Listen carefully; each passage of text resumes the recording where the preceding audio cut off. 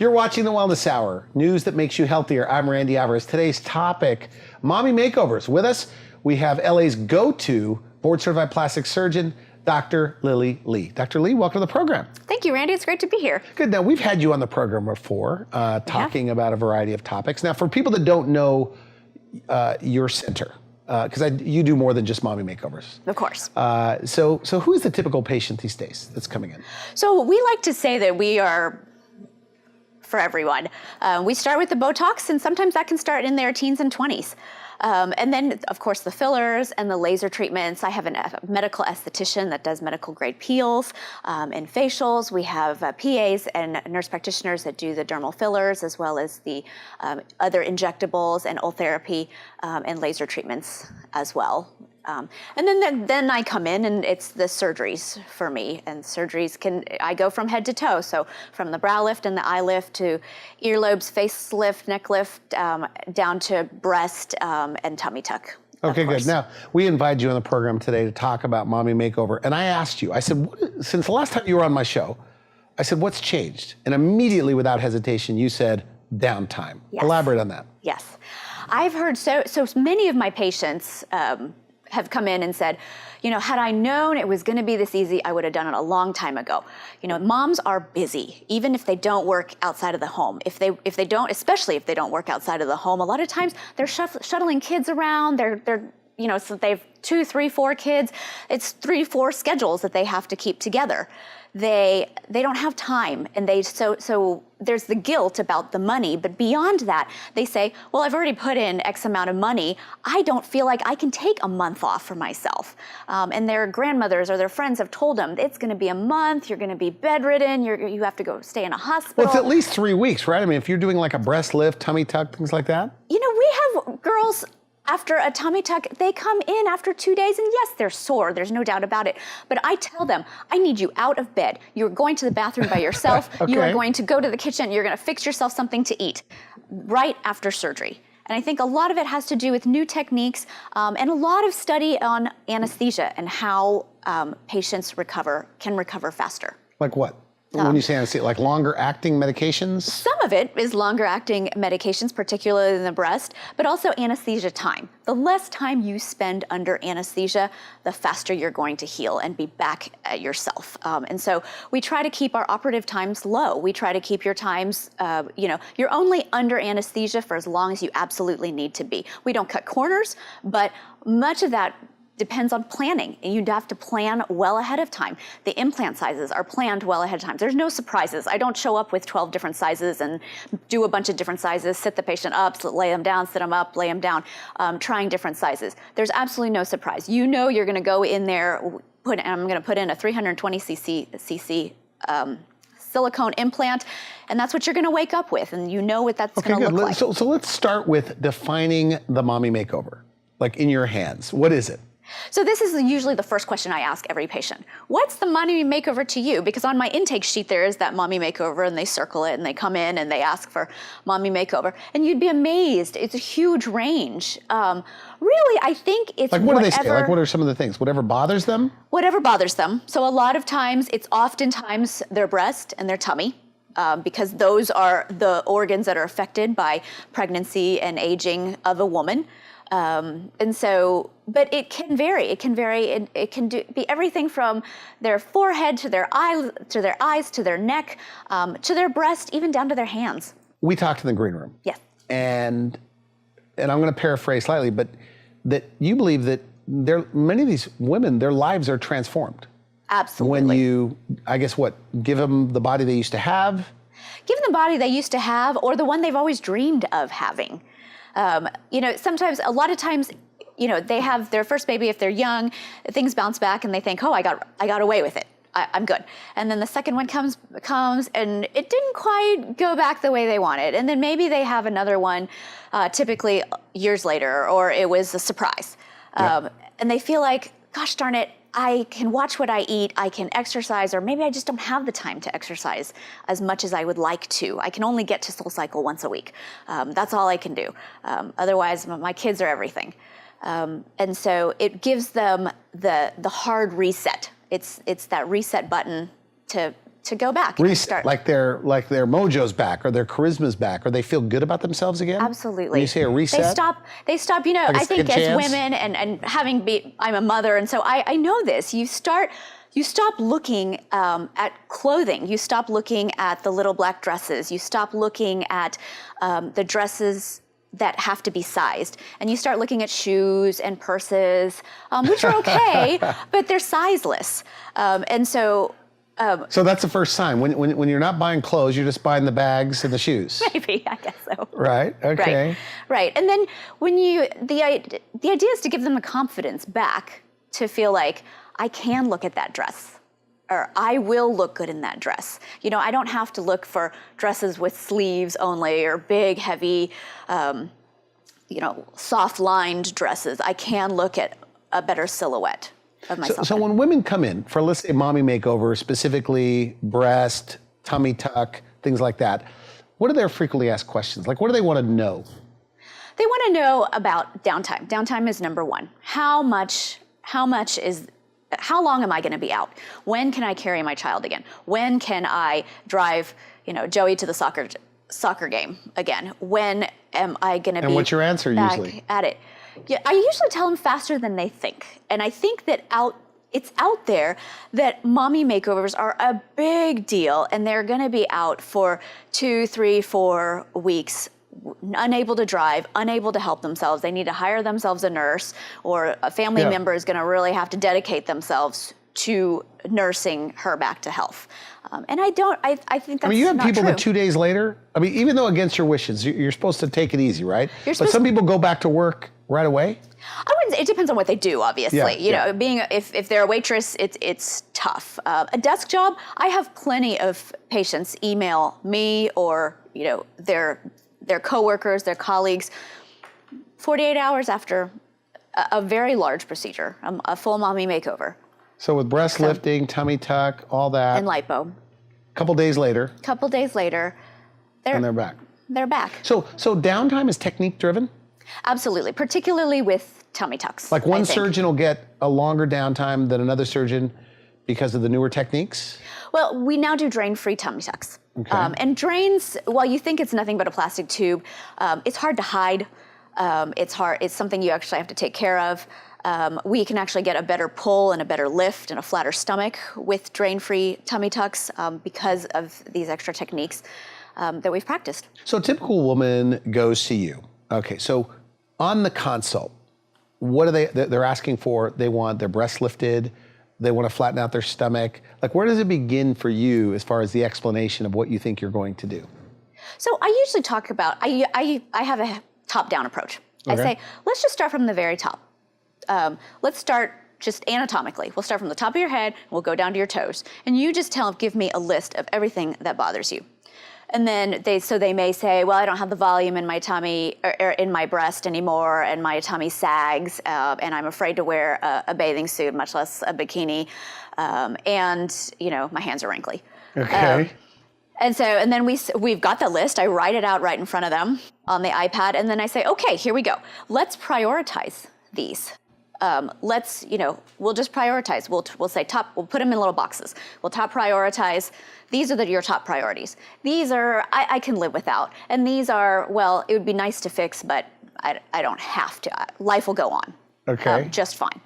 And then we'd look at it and I'd tell them, well, this and this can be done together, or I think this and this are good things to be done together. These are things you can save for another time, and these are things that you probably should prioritize a little bit higher.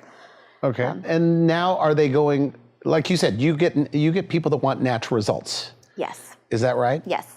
I think we attract patients who are ourselves, and I very much pride myself in the natural result, and so, and the natural look. I think, it's not great for marketing because there's nobody out there that looks like they've had plastic surgery, but that's what I'm proudest of. I don't ever want somebody on the street to say, well, you've clearly had plastic surgery, where'd you go? So the age ranges for mommy makeover, like 40 plus, 45 plus, mostly? In general, that's what we're finding. I mean, we do have some younger in their late 20s that just want a breast lift or a breast augmentation or a tummy tuck. But I would say the most common age I get is something like 45. So with breast lifting, is the number one hesitation or fear scarring? Absolutely. Or the scars? Absolutely. So what do you say to that? You know, we talk about the scars. They're there. They're a necessary evil. They always get better with time. They're not going to be in the décolleté area, so you will be able to confidently wear a low-cut shirt and be proud of your breasts. But they are there. I don't do a lot of the inframammary fold incisions. A lot of them are kind of the lollipop scar, and we can work with them. I mean, part of being a very comprehensive center is that we have lasers and skin treatments to help with the excess scars. So when you're evaluating, because we're talking about breasts at the moment, at what point is it a breast lift or an augmentation will do? So we usually talk about their bra. I start with, what's your bra size now? And what's your goal bra size? And if they tell me, oh, I'm fine where I am, I'm perfectly fine filling the C-cup bra that I am, I just don't like the way they sag, then it's a lift, no question. If they say, well, you know, I wear a B-cup, but frankly I don't even feel that, then we need to take a look, and there's some measurements, and there's norms to where nipples should sit in relationship to your shoulders and your elbows and your belly button. Is there a lot of technique to this? I mean, it sounds like an obvious one, but do you have to have an eye for this, or is it pretty much a straightforward procedure, like breast lifting? You know what I love about breast is finding symmetry. I mean, that's where the art is. There are definitely calculations, and it can be very mathematical. You know, the distance from your sternal notch to the nipple should be X, and the distance between nipples should be X, and the distance from the nipple down to the fold should be Y. You can definitely calculate it out, but I think if you just rely on those calculations, something won't be exactly right. And so we start with the calculations, and we start with a very, very mathematical, very precise, you know, very, very exact. But there's always once the markings are on there and once we decide on things, there's always taking a step back and saying, well, is this right? Is this gonna work? And sometimes, a lot of times things have to be tweaked a little bit. Now, and that's where art, I think, meets science. Now with an augmentation, nowadays is almost everybody going under the muscle? You know, it's swinging back and forth. And where do you place your incisions? I guess two questions there. Sure. So I very much prefer the inframammary fold incision. It's the cleanest, it's the most direct, and I can adjust the pocket and customize it to the patient's body type. For a breast augmentation, under in the fold? Under in the fold. That's where you put your incisions, right. Okay. Now, if there's a lift, obviously, it would involve the nipple areola complex, so, and it's fine there too. Do people, especially, you know, the so-called soccer mom, right? You've got kids, you got responsibility. Do you think that some women feel guilty for spending the money on themselves? That is my hardest hurdle. Really? You know, they feel guilty not only because of the money that they're investing, but mostly because of the time away from their family that they feel that they're going to have to take away from their family. Not only do they have to take away from work if they work outside of the home, but their husband or their caretaker will need to take time away to take care of them, and their kids will have to sacrifice because they're going to have to find, you know, carpool rides and so what do you say to that? What do you say to that? It's just the downtime is not as bad as what people think? I do. I have a list of patients that, you know, former patients that they can call, and I say, if you don't believe me, you know, you don't have to believe me, but you can believe. So 48 hours later, they could be driving their kids to school or whatever? Well, not necessarily driving. Okay. But there are things that they can do. I mean, if they don't have to worry about a drain or somebody stepping on their drain, they're going to be that much more mobile. If their chest doesn't hurt, they can open the refrigerator door and reach for a glass of water or the Perrier. Okay, now the redos, right? Redoing breast procedures. You were telling me in the green room. You said they remember how painful it was removing, I guess, the muscle off of the chest wall. Right. All right. But now you say it's not as painful anymore with your technique. It's not as painful. I think there are a couple things. Like I said, one is anesthesia time. we can do this very quickly. They're in and out in the OR, and they feel like they just took a nap, and they feel good and they feel refreshed. They don't feel groggy. They don't feel like, oh, I just got hit by a truck. So part of it is anesthesia time. And then we've also come up with a cocktail of local long-acting medications that we put directly into the breast pocket that makes them feel that much better. They feel good. So people that do the redo, they'll compare it to the first time around and they say, this is not so bad? The redos, absolutely, because a lot of times the work has been done, unless they need a lot of pocket redo work. Most of the time, they're like, gosh, had I known, I would have redone this a long time ago. So we're talking about self-esteem also. You say this could be a big boost, doing a mommy makeover, flattening the stomach, maybe lifting a breast, doing some liposuction. Elaborate on that. I think the hard reset is the interesting analogy, in that I think that it gives them the confidence back to their dating days when they were like, oh, he's hot. I could get him to turn his head. They're no longer looking for the big baggy clothes. They're looking for the tight Lululemon pants. They're looking for lower cut shirts, and it doesn't necessarily have to be tight fitting clothes, but they're just looking. It's giving them confidence to be able to shop for the things that they want to shop for, and not, sizeless things like shoes and purses. Do people get like a mommy makeover because of an occasion, something coming up, getting out of a relationship? They do.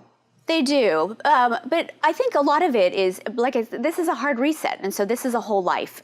If it's just for that one wedding, reunion, I think it's less rewarding. They need to know that they're in it for the long haul. This is a lifestyle change. This is a life change.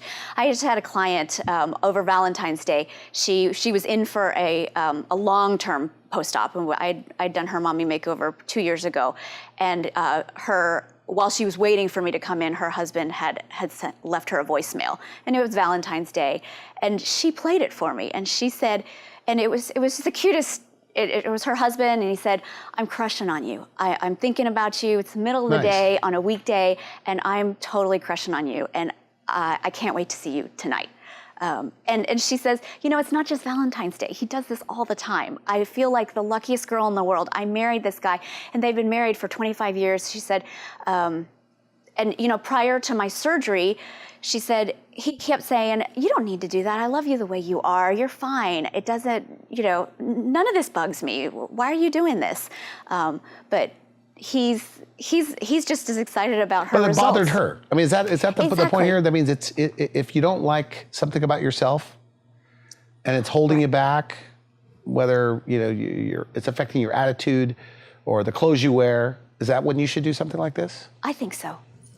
This should be for you, not event-driven, not because your spouse wants you to do it, not because your mother or brother or sister wants you to do it. It needs to be for you. And I think those are the patients that do the best, when they are the one who's motivated to go through this. Now, on your consults for like a mommy makeover, do people bring in their partners?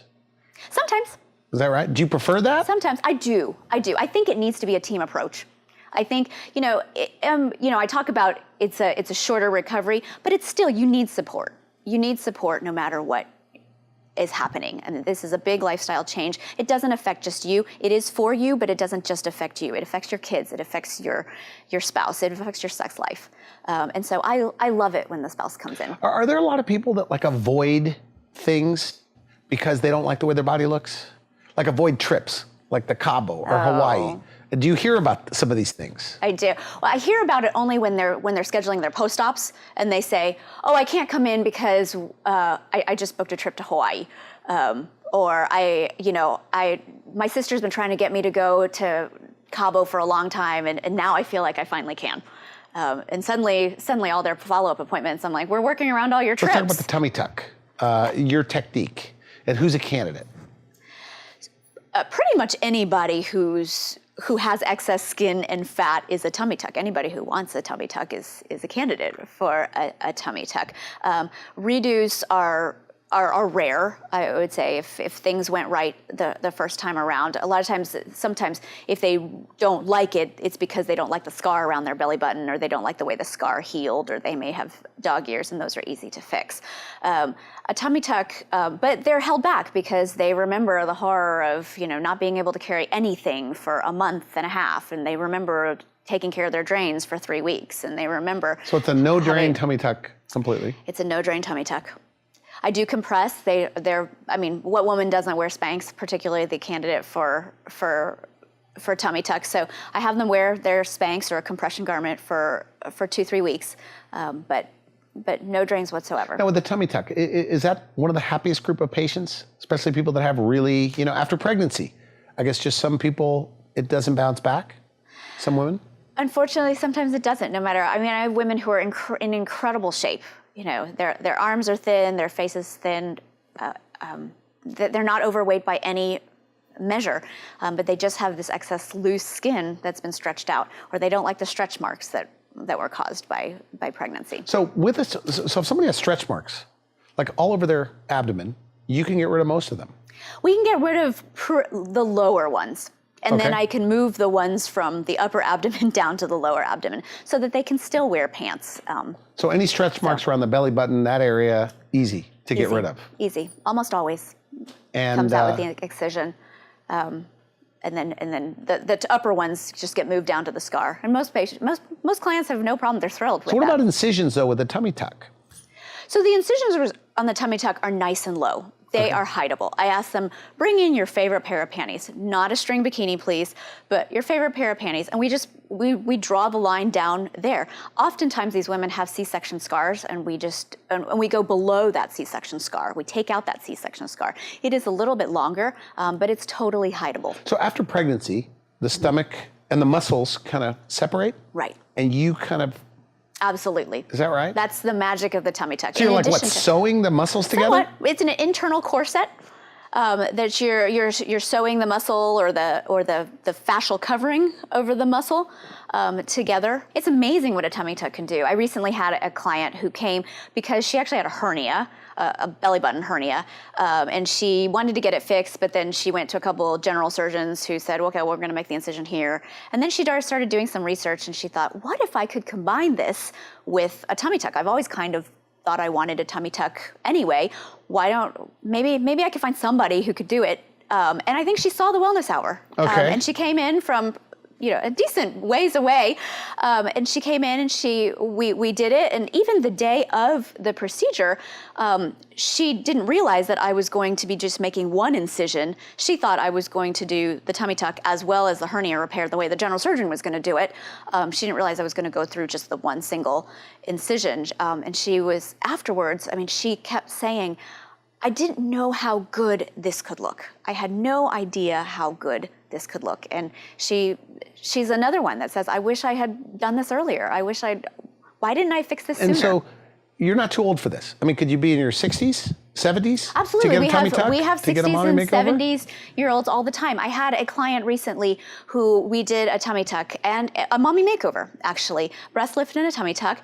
And she said, and she's in her 60s, and she said, she was just crying out of joy when I was taking off her bandages.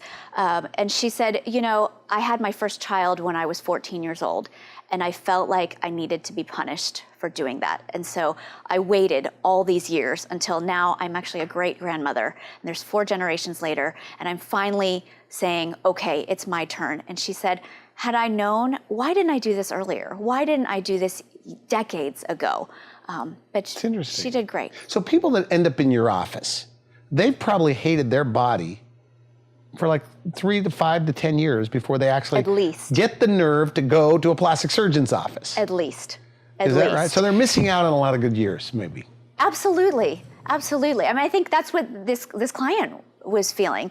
She was now in her 60s, and she was going to enjoy her body now, but she'd missed out on her 40s and her 30s, 40s, and 50s. Okay, at the top of the show, you said Downtime has lessened on all this. So you could get a tummy tuck, liposuction, breast lift. I think you said earlier, and if everything goes right, 48 hours later, you could be, if you have a desk job, working. Right. You don't have to have somebody taking care of you. You do not. And I insist upon not having a nurse take care of you. I insist on you getting up to go to the bathroom by yourself. Do not let anybody bring you a bedpan. Please do not. I want you to fix your own food. As soon as we can get you off of narcotics, which is sooner and sooner. In fact, many of my patients do not use narcotics at all. Not because I withhold it, but because they just don't need it. And it's all technique driven. It's technique, and I think a combination of using drugs in a smart way. So that way they don't have to feel a lot of discomfort. They don't feel groggy, and they're of clear mind, and they don't, and they're not. And I mean, they're conscious of the changes of their body, but they're not in crippling pain. We are out of time, but are women that are going in, are they trying to look different? Are they trying to look younger? Are they trying to get what they used to have? Like, what's their motivation as far as results? They're trying to look better. Okay. And better can be younger. It can be sexier. It can be any number of things. But I think overall, and everybody has their own interpretation of better, but it's always, I want to look better. I think you told me this too. So after surgery, people start taking better care of themselves. They're back in the gym. They're eating better. Right. They get that confidence. I think when they have that excess skin and they feel like they're on the treadmill, but everything's kind of jiggly and loose, they feel terrible about being at the gym, and they're too embarrassed to go. And if you're too embarrassed to go, you're not going to go. Suddenly they feel confident. They can wear that little tight sports bra and their tight little leggings and go to the gym, and they look good. Okay, good. And do women like a female plastic surgeon? You think? I mean, are more and more women seeking a female plastic surgeon? I hope so. I mean, I think that I can relate to them. I've been through it. I know it. I know, the daily. I know what it's like to be at 9 o'clock at night and everyone's finally in bed. And do I work out, or do I check emails, or do I just go to bed myself, or do I get a snack? I know what goes on in their mind, and I know the challenges that they're facing. Is downtime, though, the number one reason they don't do it? A lot of times it has to do with the pain, and it has to do with the guilt. It has to do with the guilt. They already feel a little bit guilty because every energy, every penny goes towards their family and their children. And they feel like this is only for me. And I think you have to explain to them that this isn't just for you. Your husband is going to enjoy this. Your partner is going to enjoy this. Your kids are going to enjoy a more energetic you. We are out of time. Final message, though. Somebody watching this, maybe they don't like the way their body has bounced back after pregnancy. But for all the reasons you've already mentioned, they're hesitant. And they're still skeptical, or they can't get themselves over the edge. What do you say to them? I say that your self-esteem is completely priceless. You cannot put a price on that. The new life that you're going to experience, the new relationship that you are going to have with your partner, and the renewed energy that you get with your kids, it's invaluable. And so the investment, not only of the money, but of the couple days of downtime, is very little in the grand scheme of things. It's worth it. Okay, well, I want to thank you for coming to the show. Always a pleasure. Randy. Thanks for coming back as well. Pleasure's mine. You've been watching The Wellness Hour. I'm Randy Alvarez for now. I wish you could help. Thanks for watching The Wellness Hour, the leader in medical news with your host, Randy Alvarez, the authority on health issues.